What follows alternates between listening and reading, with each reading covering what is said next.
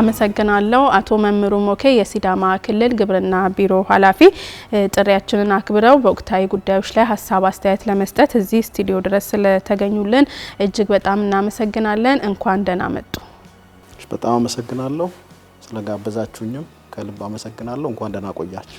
መልካም እንግዲህ ያለነው የምርጫ ማግስት ነው። በዚህ ምርጫ ማግስት ተገናኝተን የግብርና ስራዎችን እናወራለን። ወደ ግብርና ስራዎቻችን ከማቅናታችን በፊት ግን እስቲ እንደ ሀገር የተደረገው ይሄኛው 7ኛ ሀገራዊ ምርጫ ላይ የእርሶ አስተያየት ምንድነው የሚለውን እንጀምር።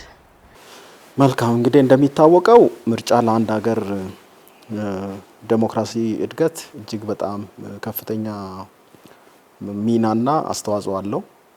ዜጎች የመምረጥ እንዲሁም ደግሞ በመረጡት መንግስት የመተዳደር ከዛ በተጨማሪ ደግሞ ዴሞክራሲን ኤክሰርሳይዝ የማድረግ እና የራሳቸውን መብት በራሳቸው ድምጽ የመወሰን እድል ለአንድ ሀገር ዴሞክራሲ እጅግ በጣም ከፍተኛ የሆነ እድል ነው። ሀገራችንን ባለፉት ጊዜያት በርካታ ምርጫዎችን ስታካሂድ ቆይታለች።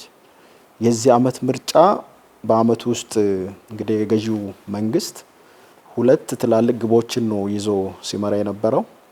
አንደኛው ምርጫውን ዲሞክራሲያዊ፣ ሰላማዊ እንዲሁም ደግሞ በህዝብ ዘንድ ተቀባይነት ያለው በዲሞክራሲ እድገት ደረጃ ህዝቡ ደግሞ የራሱን ዲሞክራሲያዊ መብት እንዲጠቀም እና ሰላማዊ እንዲሆን ከፍተኛ ርብርብ አድርጓል። ይሄ ትልቁ ግብ ነው።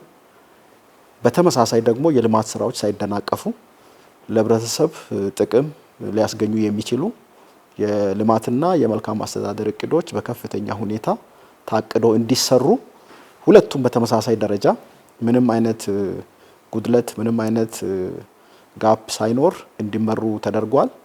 ከዚህ አንፃር በአመት ውስጥ የተቀመጡ ሁለቱም የመንግስት የልማት የመልካም አስተዳደር እንዲሁም ደግሞ የምርጫ ግቦች የተሳኩ ናቸው።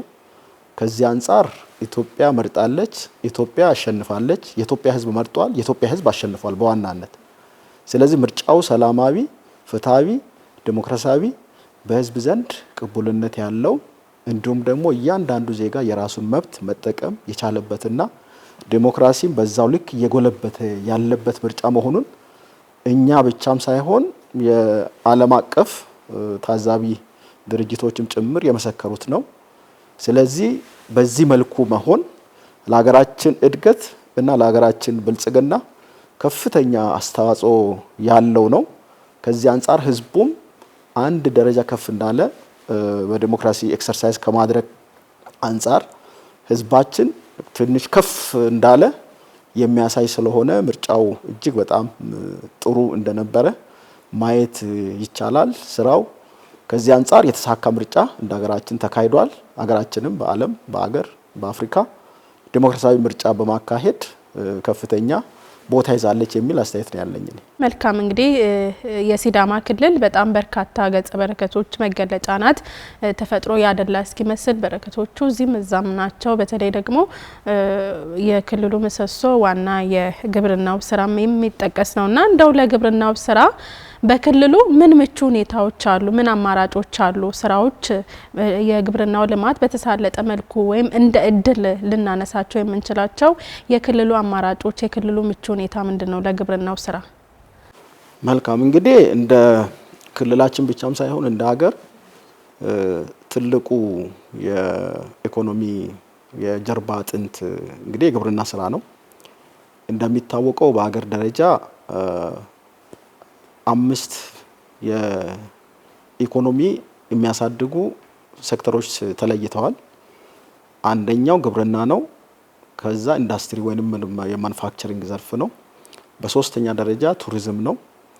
በአራተኛ ደረጃ የአይሲቲ እና በአምስተኛ ደረጃ ማይኒንግ ነው ወይንም ደግሞ ማዕድን።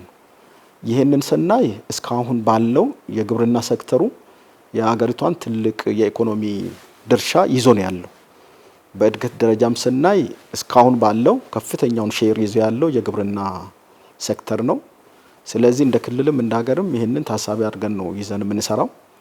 ከዚህ አንፃር ከሲዳማ ክልል አንፃር ለግብርና ያለው ምቹ ሁኔታ አንደኛ የኢኮሎጂ ወይንም ደግሞ ስነ ምህዳርን ታሳቢ ብናረግ የተለያዩ ሰብሎች የሚመረቱበት ሶስት አይነት የአየር ንብረት ያለበት የትኛውም ጊዜ ላይ ሳይመረት የማያልፍበትና በተለያዩ ስነ ምግባሮች የታደለ አካባቢ ስለሆነ የተለያዩ ሰብሎች ይመረታሉ። ስለዚህ ይሄ ትልቅ እድል ነው።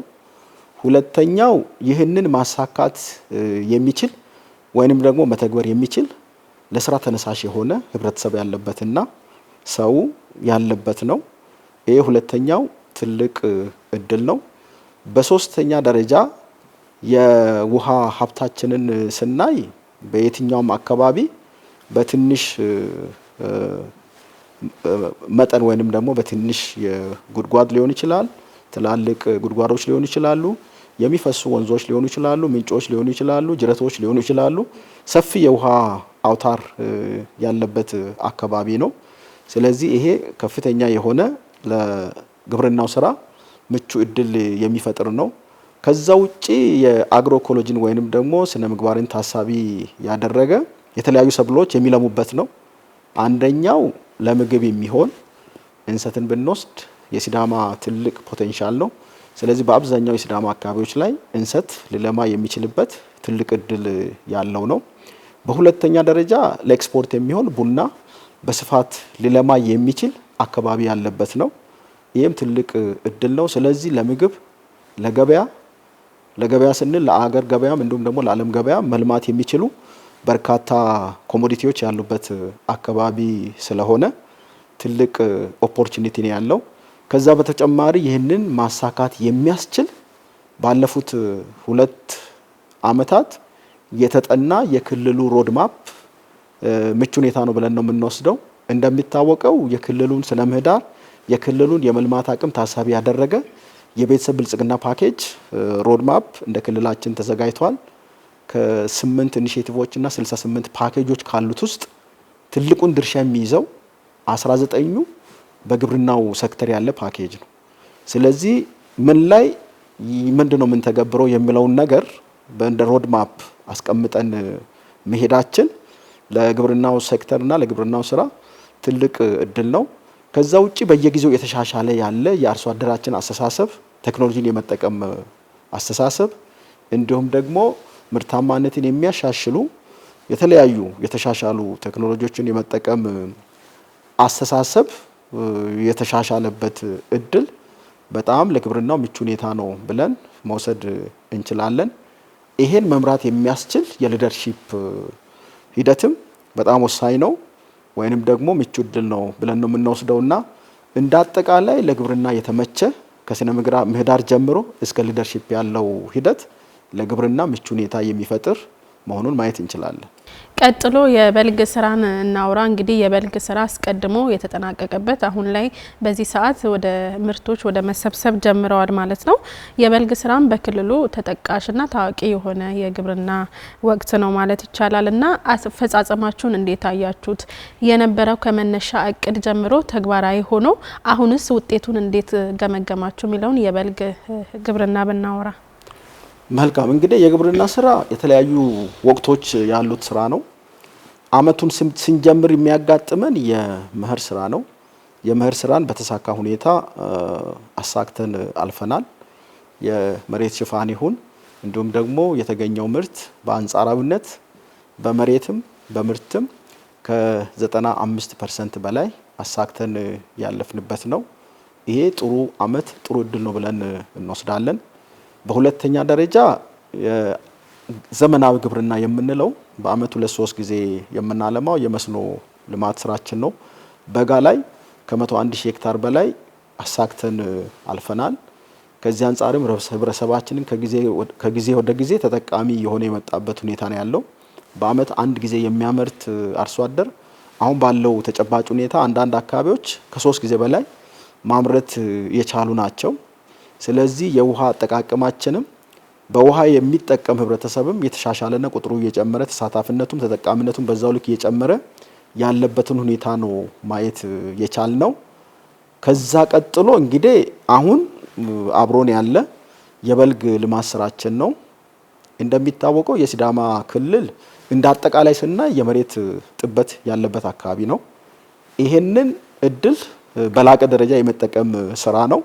መሬትን ማስፋት አንችልም፣ ግን በአመት 2-3 ጊዜ በማልማት ብቻም ሳይሆን በአመት ተደጋጋሚ የሆነ የግብርና ቴክኖሎጂዎችን በመጠቀም ማሳን ሳንጨምር ምርታማነትን በላቀ ደረጃ መጨመር የሚያስችል ሂደት ነው መጠቀም የሚገባን።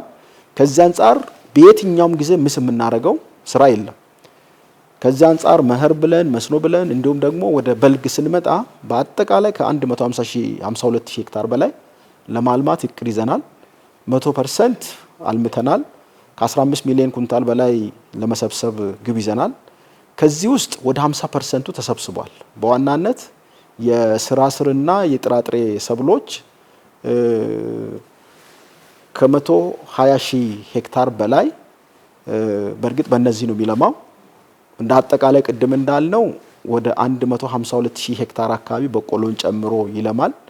ከዚህ ውስጥ በቆሎን ብንወስድ ወደ 68 ሺህ ሄክታር ነው። አሁን የበቆሎን ብቻ ትተን ሌሎቹ ኦልሞስት አሁን ባለው ሁኔታ በጥሩ ሁኔታ የምርት ማሰባሰብ ስራ እየተሰራ ነው ያለው። በተለይ ስራ ስር ድንች፣ ስኳር ድንች እና ሌሎች የማሰባሰብ ስራ እየተሰራ ነው ያለው። በሁለተኛ ደረጃ በኢንተርክሮፒንግ ወይም በስብጥር ወይንም ደግሞ ለብቻ የምናለማው የቦሎቄ ምርትም በዋናነት አሁን እየተነሳ ያለበት ሁኔታ ነው ያለው። ማሳ ላይ በአብዛኛው ያለው አሁን የበቆሎ ሰብል ነው ከ68 ሺህ ሄክታር በላይ። ከዛ ውጪ ቅድመ በልግ ላይ የገባ ከ3900 ሄክታር በላይ የበቆሎም ኦልሞስት አሁን የመሰብሰብ ስራ እየተሰራ ነው ያለው። በዋናነት አሁን በማሳ ላይ አለ የምንለው የበቆሎ ሰብል ነው።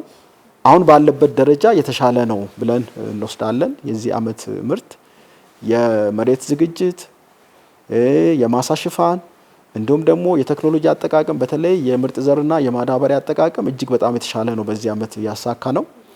ምርጥ ዘርን በሚመለከት ከ96% በላይ በምርጥ ዘር የተሸፈነ ነው በዚህ አመት። በተለይ በቆሎን ስንወስድ በአንድ በኩል እንደ ቢሮም የማባዛት ስራ ሰርተናል። በአጠገባችን ያሉ የምርጥ ዘር ድርጅቶችን በማስተባበር ምንም አይነት መጉላላት ሲያጋጥም ግብአት በላቀ ደረጃ የማስገባት ስራ ሰርተናል። ስለዚህ ከ96% በላይ አርሶ አደሩ ተጠቅሟል፣ ችግር አልነበረውም። ማዳበሪያ ምንም ብንወስድ በጊዜ ወደ ክልላችን ገብቷል። ስለዚህ የዳፕም ሆነ የዩሪያ ማዳበሪያ እጥረት ወይንም ደግሞ መዘግየት አላጋጠመም። ከዚህ አንጻር የስራው በተሻለ ሁኔታ ተፈጽሟል የሚል ግምገማ ነው ያለን።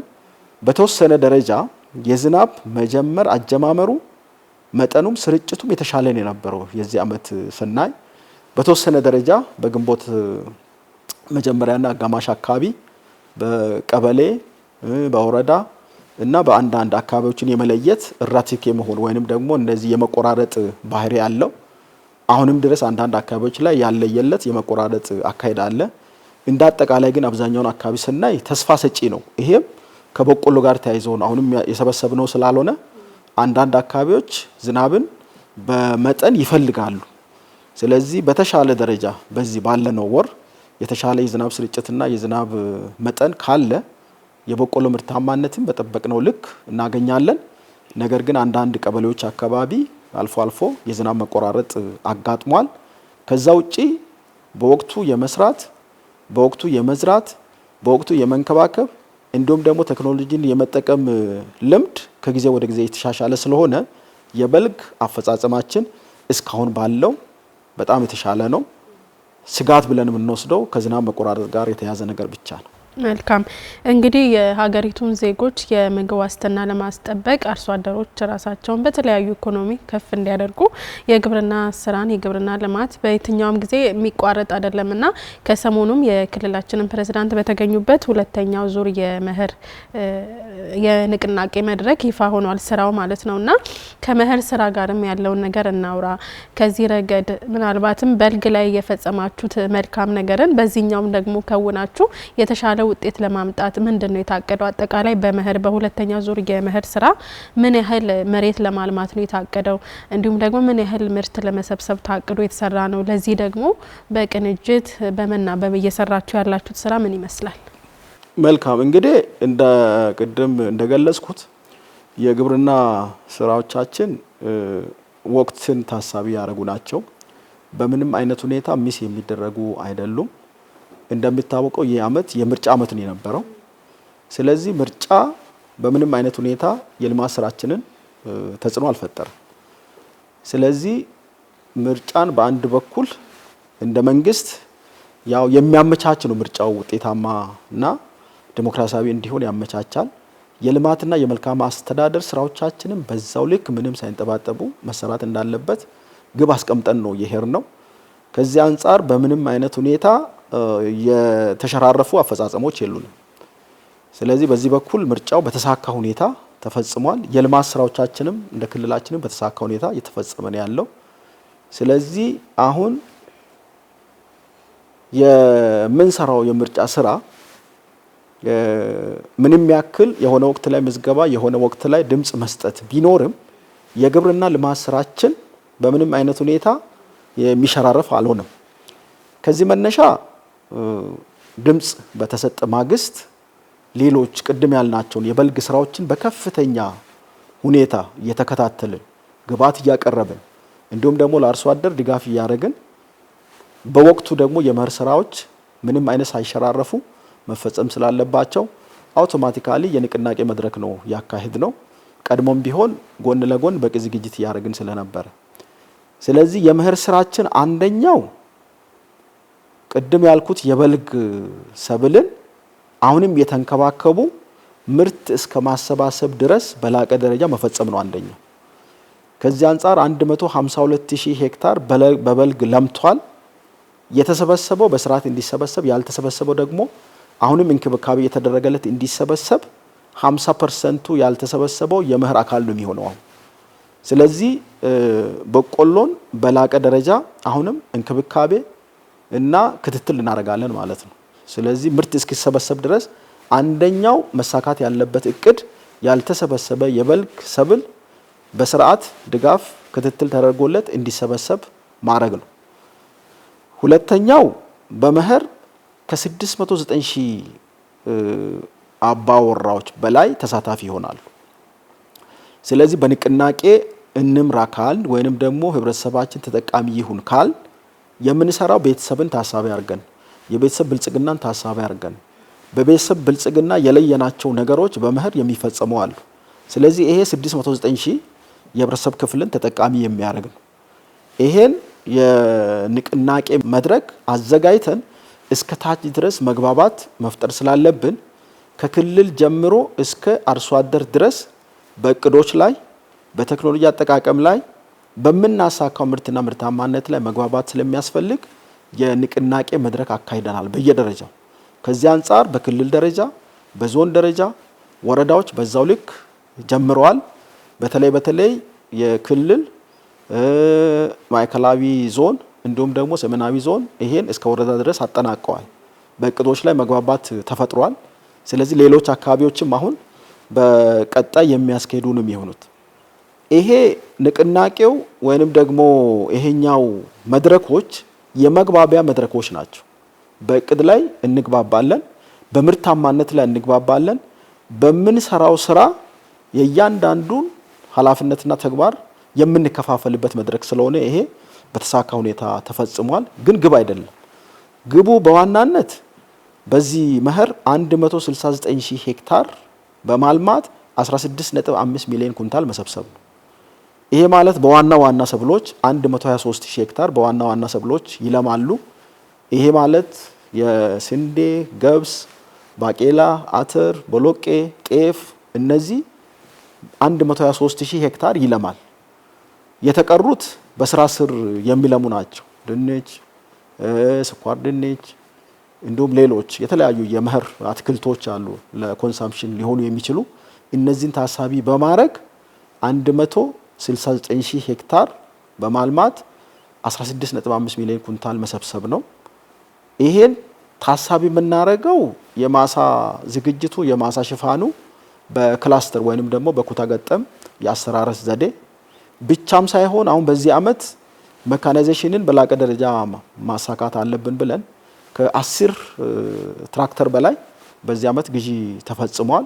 ወጣቶችን አደራጅተን ይሄን የማስተላለፍ ስራ ሰርተናል። ስለዚህ ወደ 148 የሚሆኑ ወጣቶች በዚህ ተደራጅተው ይሄንን ስራ በክራይ ይሰራሉ። ለነሱ የስራ እድል ነው። ለአርሶ አደሮቻችን የመካናይዜሽንና ዘመናዊ ግብርናን በዛው ልክ የማሳለጥ ስራ ስለሚሆን ይሄ አሁን ከዚህ በፊት በአብዛኛው የነበረን ወደ 4 ትራክተር ብቻ ነው። ግን ሌላው ከሌላ አካባቢ በኮንትራት ወይንም ደግሞ በክራይ አርሶ አደር እንዲጠቀም ተደርጓል። አሁን ላይ ያንንም ትተን በራሳችን አቅም የማስገባት ስራ ሰርተናል። ስለዚህ መካናይዜሽንን በዛው ልክ እየላቀ እንዲሄድ የማድረግ ስራ ነው የምንሰራው። ስለዚህ ከዚህ አንጻር የመሬት ዝግጅቱ ወይንም ደግሞ የመሬት እቅዱ በዚህ ልክ የሚሳካ ሆኖ ለዚህ ግን ትልቁን ድርሻ እና ትልቁ ግብ ሊሳካ የሚችለው የግብዓት አጠቃቀማችን የተሻለ ከሆነ ከዚህ አንጻር በአመት ውስጥ ከ300 ሺህ ኩንታል አቅደናል ማዳበሪያ። ከዛ ውስጥ 80% በእጃችን ገብቷል። አሁን ባለው ሁኔታ 235 ሺህ ዳፕና ዩሪያ በእጃችን አለ። የተወሰነውን ለበልግ ተጠቅመናል። ለመኸር የሚሆን በእጃችን አለ። የተወሰነ ዩሪያ ማዳበሪያ በቀጣይ የሚቀርብ ነው የሚሆነው። ከዚህ አንጻርም በተቻለ መጠን ዝግጅት አድርገናል። ከ40 ሺህ ኩንታል በላይ ምርጥ ዘር ያስፈልገናል። የተለያዩ ምርጥ ዘር አቅራቢ ኢንተርፕራይዞች አሉ። ከነሱ ጋር ረዲ ነው አሁን። ስለዚህ መውሰድ የምንችልበትን እድል ስለፈጠርን የእቅድ ዝግጅት፣ የአርሶ አደር ዝግጅት፣ ቀጥሎ የምንሰጠው የባለሙያ ስልጠና አለ። የክህሎት ሁሉም ያው የራሱን ኃላፊነት እንዲወጣ የክህሎት ስልጠና ለባለሙያ የምንሰጥበት ቀጣይ እቅድ አለን። ከዛ ውጭ ግን በእቅድ ላይ መግባባት፣ የግብዓት አቅርቦት ላይ ዝግጅት እንዲሁም ደግሞ አርሶ አደርን የማብቃት ስራ እየሰራን ስለሆነ መኸርም በዚሁ ልክ ይሳካል የሚል እምነትን ያለን፣ ይሄን ይዘን እየሰራን ያለን። በቂ የግብዓት አቅርቦት እንዳለ ነው እያነሱልኝ ያሉትና እንግዲህ በተለያዩ የግብርና ወቅቶች ግብዓት ዋነኛውና መሰረታዊ ነውና እንደ ሀገራችንም አሁን ከሰሞኑ እንደውም ጥሩ ዜና ሰምተናል። ከፍተኛው በጀትና የግብዓት ላይ ነው ወይም ማዳበሪያ ላይ ነው የተመደበውና ከዚህ በፊት ከአርሶ አደሩም በተለያዩ ነገሮች በዚህ ዙሪያ ቅሬታዎች ይነሳሉ። የመልካም አስተዳደር ብልሹ አሰራሮችም የሚገመገሙ ናቸውና ከዚህ ረገድ በቂ የሆነ ግብዓት አርሶ አደሩ ጋር አሁን በዚህ ሰዓት ምንም ጥያቄ ማቅረብ የለባቸውም ማለት ነውና በቂ የሆነ የግብርና አቅርቦት አለ፣ ግብዓት አቅርቦት አለ። የእናንተስ ቁርጠኝነት በዚህ ረገድ ከመልካም አስተዳደር ብልሹ አሰራር እንዳይደገም ምንድነው? እስከታች ድረስ ያለው ቁርጠኝነታችሁ ምንድነው የሚለው? መልካም እንግዲህ ግብዓት በጣም ወሳኝ ነው። ማሳው በአርሶ አደር እጅ ነው ያለው፣ ጉልበቱ በአርሶ አደር እጅ ነው ያለው፣ ባለሙያ የሚደግፈው እዛ ነው ያለው። አርሶ አደር በዋናነት የሚፈልገው የግብዓት አቅርቦትን የምርትና ምርታማነት እናሳድግ ካል ከዚህ አንጻር እንደ መንግስት ቅድሚያ ሰጥተን እንዲገባ አድርገናል። በዚህ አመት ቅድም እንዳልኩት ማዳበሪያ ከ235 ሺህ ኩንታል በላይ ቀድመን አስገብተን በልግ ላይ ምንም አይነት የማዳበሪያ እጥረት አላጋጠመን። እጥረት ብቻም ሳይሆን ተደራሽነቱን በዛው ልክ የተሳካ ነው። እሱ ብቻም ሳይሆን እንደሚታወቀው የነዳጅ ችግር ወይንም ቀውስ በተፈጠረበት ሁሉ የአርሶ አደር ኢሹ ስለሆነ ቅድሚያ እየተሰጠ ምንም አይነት ክፍተት ሳይፈጠር የማድረስ ስራ ሰርተናል። ስለዚህ ለሱ ማንከፍለው ዋጋ የለም እውነት ለመናገር። ስለዚህ የነዳጅ እጥረት ሲያጋጥም ትራንስፖርት በዛው ልክ ችግር ሆኖ ነዳጅም በዛው ልክ እጥረት ሆኖ በዋናነት እንደ መንግስት ለማዳበሪያ ማጓጓዝ ትልቅ ቅድሚያ ሰጥተን በጣም ሩቅ በሆኑ አካባቢዎች ጭምር ማዳበሪያ የማድረስ ስራ ሰርተናል። ያ ካልሆነ በአንድ በኩል ያስቀመጥነውን ምርትና ምርታማነት ማሳካት አንችልም። በሌላ በኩል የአርሶ አደር የመልካም አስተዳደር ችግር ጥያቄ ነው የሚሆነው። ጉልበቱን መሬቱን አዘጋጅቶ ሲያበቃ ግብዓት በወቅቱ የማያገኝ ከሆነ ትልቅ ክሳራ ነው። ለአርሶ አደርም ክሳራ ነው፣ ለሀገር ኢኮኖሚም ትልቅ ክሳራ ነው ሊያጋጥም የሚችለውና ለዛ ለኛ ፕራዮሪቲ ነው የግብዓት አቅርቦት። ስለዚህ ማዳበሪያን በሚመለከት በስቶራችን አለ፣ አሁን በማዕከላዊ ስቶርም እንዲሁም ደግሞ በወረዳዎችም አለ። ምንም ያክል የነዳጅ እጥረት ቢያጋጥም ቅድሚያ እየሰጠን ስቲል እያደረስን ያለ ነው። ስለዚህ የተወሰነ የዩሪያ ማዳበሪያ ከወደብ የሚገባልን ካልሆነ በስተቀር በእጃችን ያለውን የማድረስ ስራ እየሰራን ስለሆነ ችግር አያጋጥምም የሚል እምነት ነው ያለን። ብቻም ሳይሆን ምርጥ ዘርንም በሚመለከት አርሶ አደሩ ፈጥኖ የሚወስድ ከሆነ ከተለያዩ አማራጮች የማቅረብ ስራ እንሰራለን። የመኸርም የምርጥ ዘር አጠቃቀማችን የተሻሻለ መጥቷል። ለምሳሌ በ2015 ወደ 18% የነበረው አሁን ወደ 50% አድጓል። 18 አሁን ላይ ከ70% በላይ በምርጥ ዘር መሸፈን አለበት በመኸር የሚል ግብ ይዘን ነው እየተንቀሳቀስን ያለ ነው። ስለዚህ ከዚህ አንጻርም ያሉ አማራጮችን ሰብስበን ከዛው እንዲቀርብ የማድረግ ስራ እንሰራለን። ይሄንንም ተግባብተናል። ስለዚህ የማዳበሪያ አቅርቦት መንግስትም በዚህ አመት ከ87 ቢሊዮን በላይ ነው ድጎማ ያደረገው። ከዛ ውጪ ትንሽ ይጫናል። በእርግጥ በሀገራችን የምናመርተው ስላልሆነ በየጊዜው ይጨምራል። እዛ ላይ በሚቀጥሉት 5 አመታት እንደ ሀገር የተያዘው የማዳበሪያ ፋብሪካ ሲጠናቀቅ ጫናው ይቀንሳል። አሁን ባለው ግን የመንግስት ድጎማ በ2016 ወደ 2017 ወደ 84 ቢሊዮን፣ በ2018 ወደ 87 ቢሊዮን፣ አሁን ደግሞ በቀጣይ በ2019 ወደ 100 ቢሊዮን ተይዟል። ይሄ ማለት ይሄ ስለተያዘ ብቻም ሳይሆን መንግስት ወቅታዊ ነባራዊ ሁኔታን ታሳቢ ያደረገ የመጨመር ስራ ነው እየሰራ የነበረው። ከዚህ አንጻር የድጎማም ስርዓት የአቅርቦትም ስርዓት እንደ ሀገርም ቅድሚያ የሚሰጠው ነው። እንደኛም ቅድሚያ ሰጥተን ለአርሶ አደር የማቅረብ ስራ ሰርተናል። ከዚህ አንጻር የተሻለ አፈጻጸም ነው ያለብን ከአቅርቦት አንጻርና አሁንም ተክተን ነው የምንሰራው። የሚቀርብ ካለ የማቅረብ ስራ፣ በእጃችን ያለውን ደግሞ በስርዓት የመጠቀም ስራ እንሰራለን። በዋናነት ግን እታች የቀረበው አቢዩስ ሳይሆን ወይንም ደግሞ ሌሎች በህገወጥ ደላሎች በህገወጥ ነጋዴዎች ላይ እንዳይውል ግብረ ኃይሉ ሰፊ ክትትል ነው ማድረግ ያለበት። በእርግጥ የማዳበሪያ ስርጭት ስራችን በዲጂታል ነው ያደረግነው፣ በኢቮቸር ነው ያደረግነው። በሎካል ስርጭት ሳይሆን ከኤቲአይ ከሲዳማ ባንክ ጋር በመቀናጀት በዲጂታል ስርዓት ነው ስርጭት እያካሄድን ያለ ነው። የሆነ ሆኖ ግን እሱም እንዳለ ሆኖ ለህገወጥ እንዳይዳረግ እያንዳንዱ ባለድርሻ አካል እና ግብረ ኃይሉ በየአካባቢው የመከታተል የመቆጣጠር እና ኮንትሮባንድ እንዳይሆን የማድረግ ስራ ሁሉም የሚታገለው ነው። በእኛ በኩል ግን ለማቅረብ ሰፊ ዝግጅትና ሰፊ ጥረት የምናደርግ መሆኑን አሁንም ስጋት እንደሌለ መሆኑን ለመግለጽ እፈልጋለሁ። ተመልካቾቻችን በዛሬው ወቅታዊ ፕሮግራም ግብርናን በተመለከተ ከምርጫ ማግስት የግብርናው ልማት በመልኩ ቀጥሏል የሚለውን ነው እያወጋን ያለነው። እዚህ ስቱዲዮ የሲዳማ ክልል ግብርና ቢሮ አቶ መምሩ ሞኬ ጋር ወቅታዊ ስራዎችን እያነሳን እያወራን ነው። በድጋሚ ከኛ ጋር እንድትቆዩ።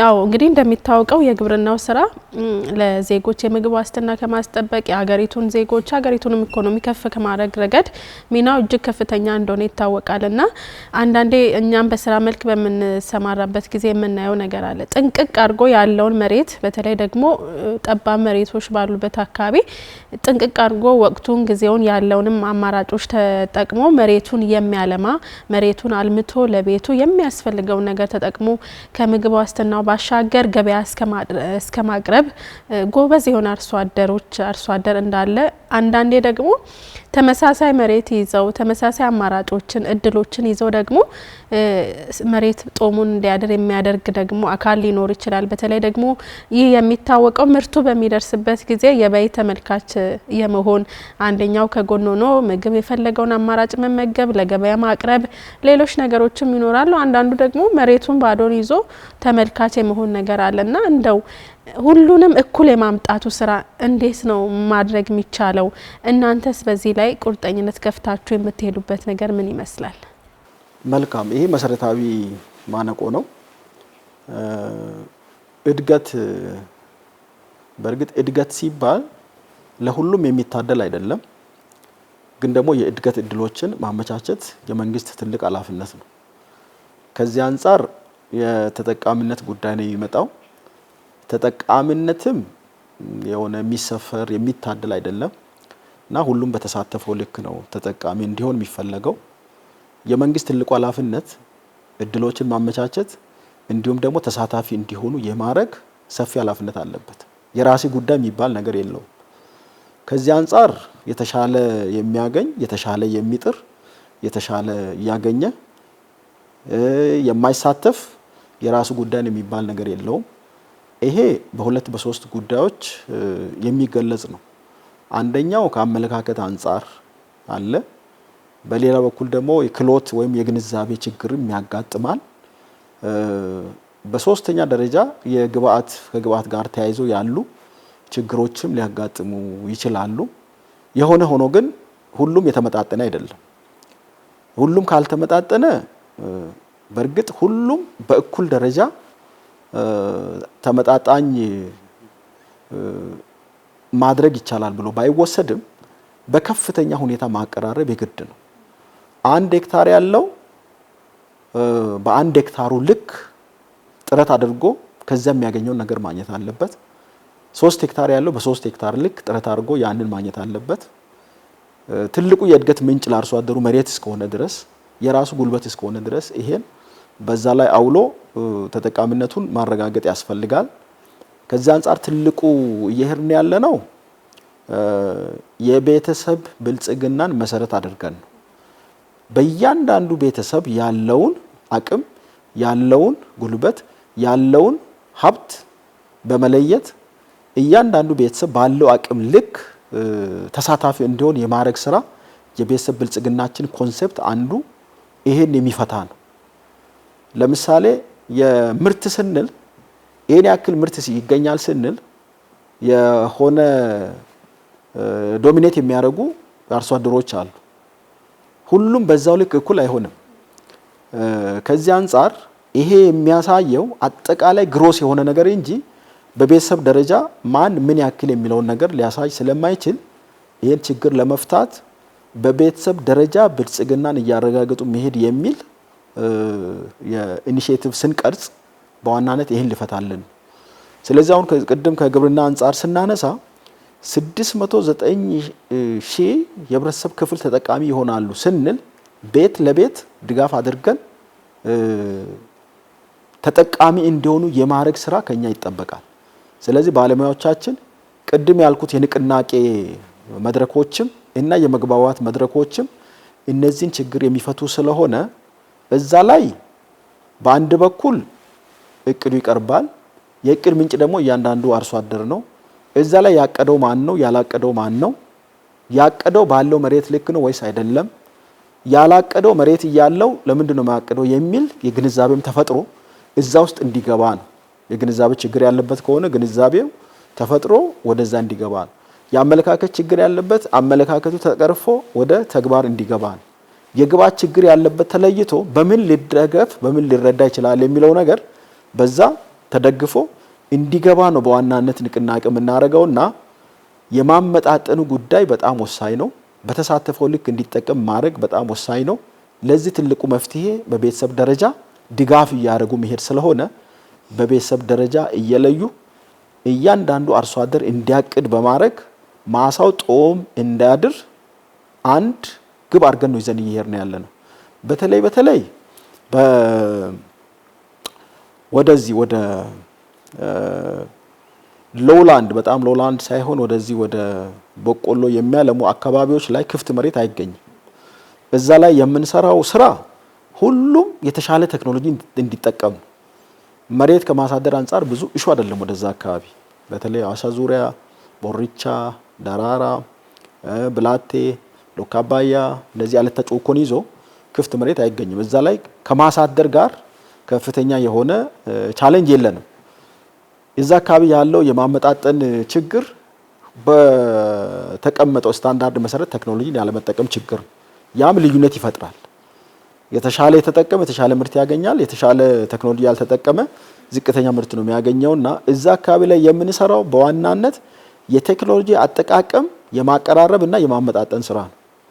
ሃይላንድ አካባቢ ላይ ሰፊ መሬቶች አሉ። ከዚህ አንጻር ለከብቶች መኖ በሚል አርሶ አደሩ ከፍተኛ የሆነ መሬት የሚያሳድርበት ሁኔታ ነው ያለው። ለሳር በሚል አርሶ አደሩ ከፍተኛ መሬት የሚያሳድርበት ሁኔታ ነው ሲያጋጥም ያለው።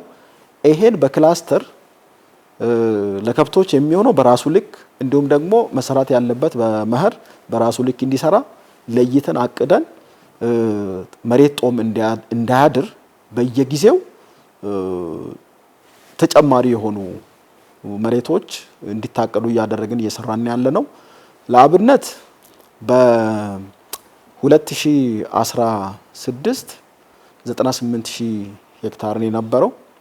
በ2015 98 ሺህ ሄክታር፣ በ2016 106 ሺህ ሄክታር፣ በ2017 117 ሺህ ሄክታር፣ በ2018 19 በሚቀጥለው ማለት ነው ወደ 123 ሺህ ሄክታር እያደገ ነው ያለው። እነዚህ ኤግዞስት በማድረግ ቅድም ያልነውን የተወሰነ ለፓስቸር ወይንም ደግሞ ለከብቶች መኖ የሚለውን እየቀነሰ ከብቶችንም ደግሞ እያሻሻለ የማሳ ጦም እንዳያድር የማድረግ ስራ በቤተሰብ ደረጃ እቅድ በማሳቀድ የፈታን ያለንበት ሁኔታ ነው ያለው። ግን በመሰረታዊነት ሁለት ጉዳዮች እየሰራን ያለነው ነው። ቀጥሎም ደግሞ ትልቅ ትግል የሚፈልግ ነው። አንደኛ የቴክኖሎጂ ማመጣጠን እጅግ በጣም ወሳኝ ነው። በሁለተኛ ደረጃ ደግሞ ጦም የሚያድሩ ማሳዎች በከፍተኛ ሁኔታ እንዳያድሩ የማድረግ ስራ በተለይ ሃይላንድ አካባቢ ወይንም ደግሞ ደጋማው አካባቢ ላይ ከፍተኛ ስራ እየሰራን እየተሻሻለ የመጣ ነው እና በሂደት ደግሞ በአመለካከት እና በአንዳንድ ግንዛቤ በመፍጠር እየተቀረፉ ያሉ ነገሮች ናቸው። ምርትና ምርታማነትን ለመጨመር እንግዲህ የተሻሻሉ ቴክኖሎጂ ውጤቶችን መጠቀም ግዴታ ነው የሚሆነውና ከዚህ ረገድ በክልሉ የተለያዩ አማራጮችን ለአርሶ አደሩ በማቅረብ አዳዲስ ቴክኖሎጂዎችን በማስተዋወቅም ስራ እየሰራችሁ ነው ያላችሁትና ከፍ ያለ ደግሞ የቴክኖሎጂ አጠቃቀምን ገፍቶ ለመሄድ ምንድነው ያቀዳችሁ? ትላልቅ ማሽነሪዎችን ያሉ አማራጮችን የሲዳማ ባንክም ሊሆኑ ይችላል አርሶ አደሮችን በማህበር አቀናጅታችሁም ወይም ሌላ የጊዜው መንገድም ካለ በዚህ ያሰባችሁ ጉዟችሁ ምን ይመስላል? የቴክኖሎጂ ምክንያቱም በግብርና በክልሉ ብዙ አይነት እድሎችን ነው የምናገኝበትና ግብርናችንን ከፍ ለማድረግ የቴክኖሎጂ አጠቃቀማችሁ በዛው ልክ እናንተም ደግሞ የምትመሩ ሰዎች ያንን ለማምጣት ሄዳችሁበትና እየሄዳችሁ ያላችሁበት ርቀት እንዴት ይገለጻል? መልካም እንግዲህ ዘመናዊ ግብርና ነው የሚባለው በደረጃው መካናይዝድ የሆነ ነው። በሂደት ግብርናችን ማደግ ያለበት በአመት 2 እና 3 ጊዜ አርሶ አደሩ ማልማት ወደሚችልበት ደረጃ ነው። አንደኛው የመስኖ ልማት ስራችን የእድገታችን ትልቁ ቁልፍ ነው። በአመት አንድ ጊዜ ብቻ በማምረት የግብርናን ትራንስፎርሜሽን ማረጋገጥ አይቻልም። ከዚህ አንጻር የውሃ አማራጭ ያለበት አካባቢ ላይ ከፍተኛ የሆነ ውሃን ለአርሶ አደሩ ሊያቀርቡ የሚችሉ የተለያዩ የሜካናይዜሽን ወይንም ደግሞ የቴክኖሎጂዎችን ማቅረብ ነው። ከዚህ አንጻር አንደኛው የውሃ መሳቢያ ፓምፕ ነው። ገንብተን ብቻ መስኖን ገንብተን ብቻ ማሳካት አንችልም። ከዚህ አንጻር ከ4500 ፓምፕ በላይ ስራ ላይ ይውላል እንደኛ ክልል። አሁን ወደዛ ደርሰናል። በየአመቱ ደግሞ ተጨማሪ የሆኑ ፓምፖችን አርሶ አደሩ እንዲጠቀም የማድረግ ስራ እየሰራን ያለ ነው። ይሄን ካረግን በየትኛውም አካባቢ ያሉ የውሃ አማራጮች ጥቅም ላይ ይውላሉ። ስለዚህ እዚህ ላይ ከፍተኛ ርብርብ እያደረግን ያለንበት ሁኔታ ነው ያለው። መሆንም ያለበት ይሄ ስለሆነ ለምሳሌ የመሬት መጠናችን በአማካይ በአመት ውስጥ በአንዴ ብቻ እናልማ ካል ከ170 ሺህ ሄክታር በላይ አይሆንም። ከዚህ አንጻር በመስኖ ብቻ የምናለማው 2-3 ጊዜ 70 ሺህ ሄክታር የነበረው የመስኖ ስራ 2 ጊዜ እንኳን ካለማን 140 ሺህ ሄክታር ነው የሚሆነው በ6 ወር ማለት ነው። 3 ጊዜ የምናለማ ከሆነ በአመት 70 ሺህ የሆነ ወደ 210 ሺህ ሄክታር ይሄዳል። የመሬት መጠኑ ሳይሰፋ ማስፋት ሳይቻል ወይንም ደግሞ ስለማይቻል በአንድ በተመሳሳይ ሄክታር 3 ጊዜ የሚለማ ከሆነ ከፍተኛ የሆነ የግብርና ትራንስፎርሜሽን ይረጋገጣል ማለት ነው። በተመሳሳይ መሬት 3 ጊዜ ያለማል። የመሬት መጠንን ሳንጨምር ባለው መሬት 3 ጊዜ ማልማት ማለት ምርቱን በ3 እጥፍ ማሳደግ የሚቻልበት እድል ስለሚፈጥር አብዛኛው የውሃ አማራጮች ያሉባቸው አካባቢዎች ላይ የመስኖ ፓምፕ በከፍተኛ ሁኔታ የማቅረብ ስራ እየሰራን ያለ ነው። ስለዚህ እስካሁን ባለው ከ4500 በላይ አደርሰናል።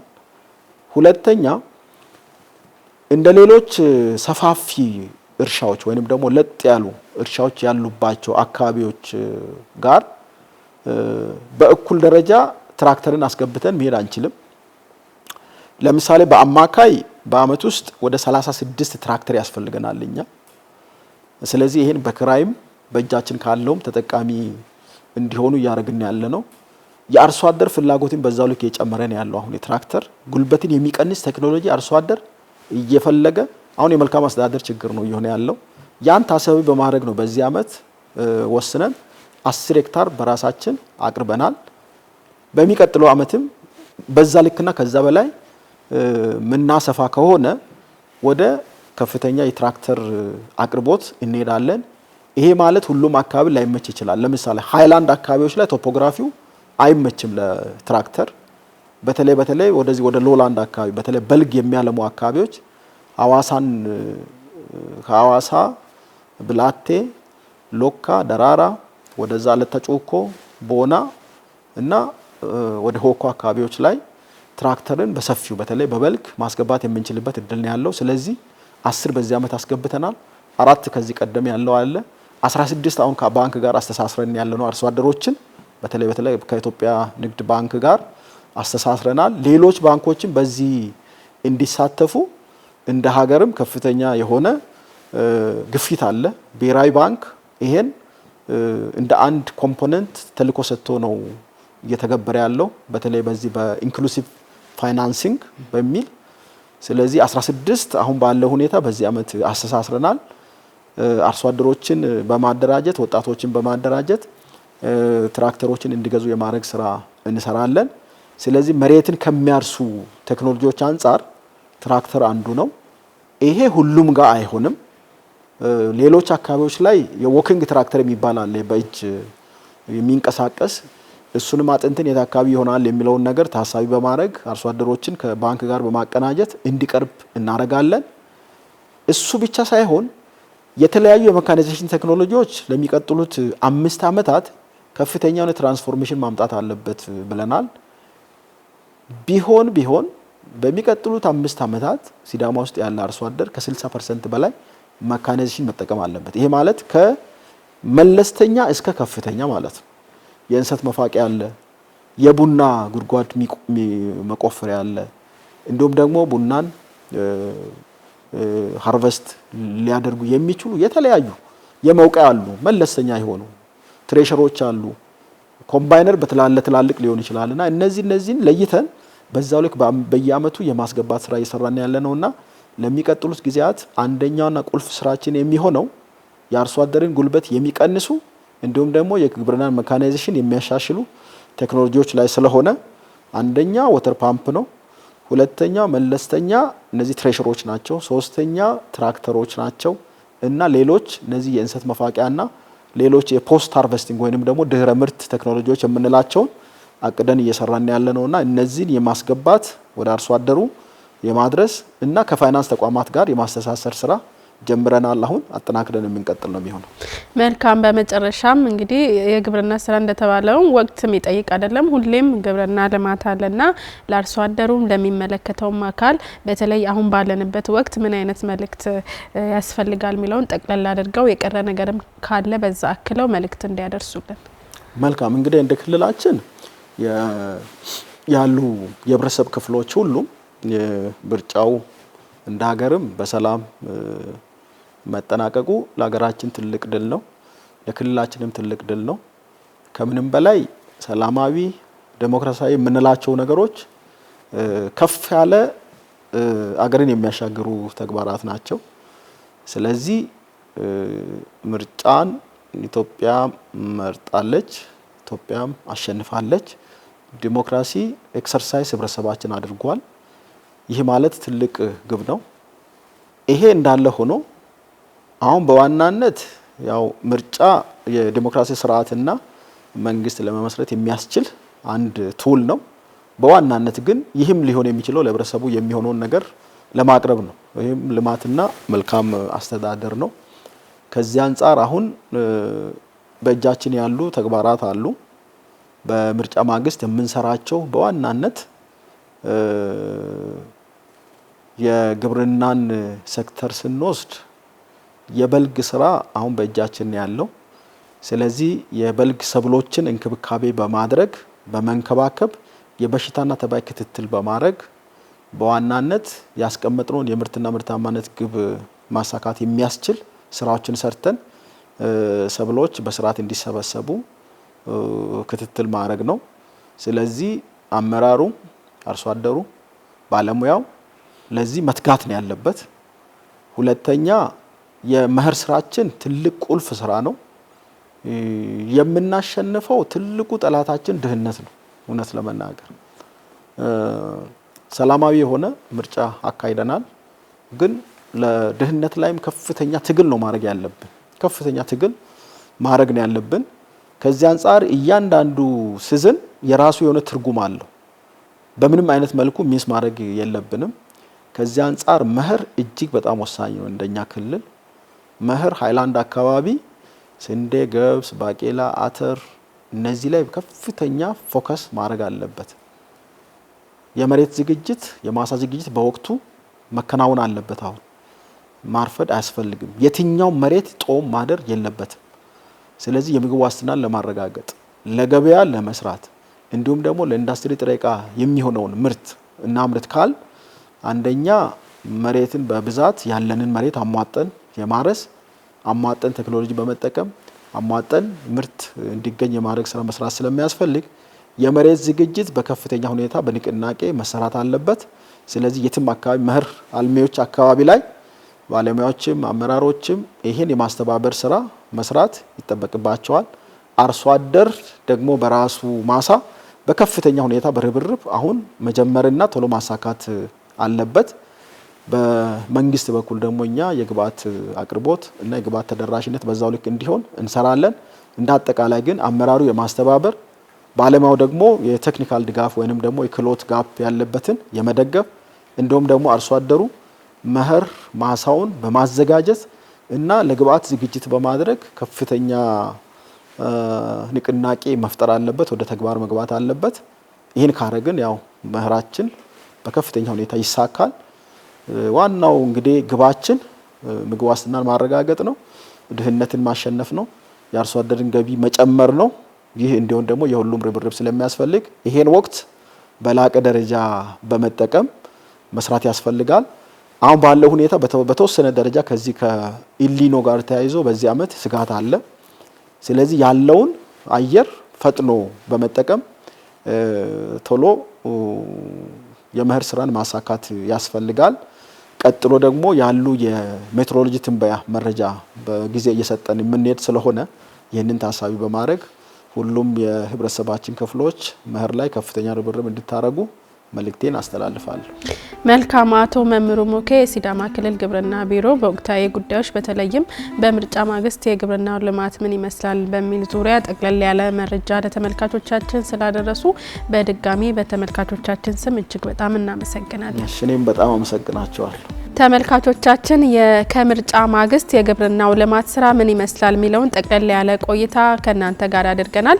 እንግዲህ በሰባተኛው ሀገራዊ ምርጫ ያሳየነውን አንድነት ያሳየነውን መነሳሳት በተሰማራንበት በእያንዳንዱ ቦታ በተሰማራንበት የተለያየ ሙያ ውስጥ ሁላችንም በዛው በንቁ ከተሳተፍን በእርግጥም የኢትዮጵያውያን መገለጫ የሆነውን ድል እንዲሁም ማሳለጥ እንችላለን የሚል መልእክት ከኛም ወደ እናንተ ማቅረብ እንፈልጋለን። በዝግጅቱ ሰላማዊ ቲቦ ከመላው ስቱዲዮ ባለሙያዎች ጋር ቆይታ አድርገናል። በቀጣይ በሌሎች ፕሮግራሞች እንገናኛለን። ባላችሁበት ሰላም ቆዩልን።